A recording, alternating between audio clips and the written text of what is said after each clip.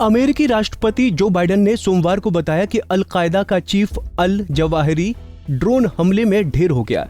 बता दें कि अल जवाहिरी अफगानिस्तान के काबुल में छिपा था, जहां अमेरिकी एजेंसी CIA ने एयर स्ट्राइक कर उसे ढेर कर दिया। अमेरिकी राष्ट्रपति जो बाइडेन ने कहा कि जवाहिरी 9/11 की साजिश में शामिल था। इस हमले में 2,977 लोगों की मौत हो गई थी। साथ ही उन्होंने बताया कि अल जवाहिरी पर $25 मिलियन यानी कि 1.97 अरब रुपए इनाम था।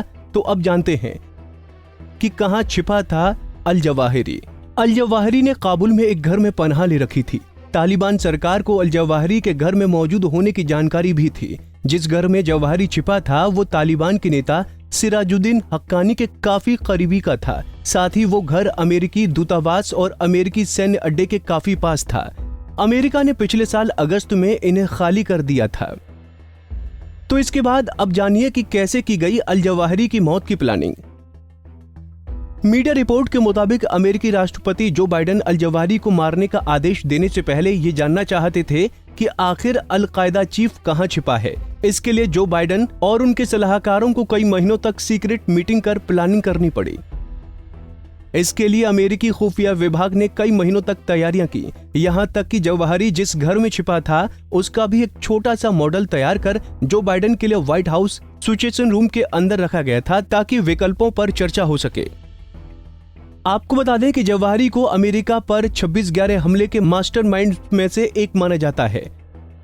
तो इस लिहाज से जो बाइडेन के लिए यह अच्छा मौका था कि वो अपने कार्यकाल में दुनिया के मोस्ट वांटेड आतंकी के खात्मे का आदेश दें। अमेरिका के एक सीनियर अफसर ने स्ट्राइक और प्लानिंग के बारे में जानकारी दी। कई महीनों की प्लानिंग के बाद शनिवार को स्ट्राइक करने का फैसला किया गया। इस दौरान बाइडेन ने अमेरिकी अधिकारियों को साफ निर्देश दिया था कि इस ऑपरेशन में किसी भी नागरिक को नुकसान नहीं पहुंचना चाहिए, चाहे वो जवाहिरी के परिवार के लोग ही क्यों न हो। फिर सोमवार को जो बाइडेन ने व्हाइट हाउस की बालकनी से इस स्ट्राइक की और जवाहिरी के मारे जाने की पुष्टि की। बाइडेन का ये ऐलान उनकी छवि के लिए काफी अहम माना जा रहा है, क्योंकि अफगानिस्तान से 11 महीने पहले अमेरिका की सेना को वापस बुलाने के बाद से उनकी लगातार आलोचनाएं हो रही थीं। इस मौके पर जो बाइडेन ने कहा कि अब न्याय हो गया है, आतंकी जवाहिरी की मौत हो गई है। कोई फर्क नहीं पड़ता कितना समय हुआ, कोई फर्क नहीं पड़ता तुम कहां छुपे हो। अगर तुम हमारे लोगों के लिए खतरा हो, अमेरिका तुम्हें खोज निकालेगा। अब अगर बात करें तो अमेरिकी राष्ट्रपति बाइडेन को सबसे पहले अप्रैल में जवाहिरी के काबुल में छिपे होने की जानकारी मिली थी। अमेरिकी अधिकारियों को जवाहिरी को काबुल में नेटवर्क से मिलने वाली मदद के बारे में जानकारी थी। इतना ही नहीं, अमेरिकी खुफिया एजेंसियों के माध्यम से उसकी पत्नी, बेटी और परिवार की पहचान की गई। बताया गया कि जवाहिरी के घर में मौजूद महिलाएं आतंकवादी ट्रेड क्राफ्ट का इस्तेमाल करती थीं। इसे इस तरह से डिजाइन किया गया था कि काबुल में जवाहिरी की लोकेशन की जानकारी सामने न आए। इतना ही नहीं, जवाहिरी भी घर से बाहर नहीं निकला।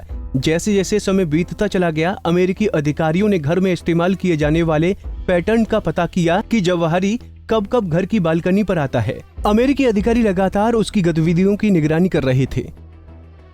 इतना ही नहीं, अमेरिका ने ऐसा ऑपरेशन तैयार किया ताकि इमारत को नुकसान पहुंचाए बिना दुनिया के नंबर 1 आतंकी को टारगेट किया जाए। इतना ही नहीं, अमेरिकी अधिकारियों ने इस बात का भी ध्यान रखा कि नागरिकों को नुकसान न पहुंचे। साथ ही जवाहिरी जिस घर में रह रहा था वो बिल्कुल शहर के बीच में था। तो ऐसे में अमेरिका के सामने कई चुनौतियां भी थीं।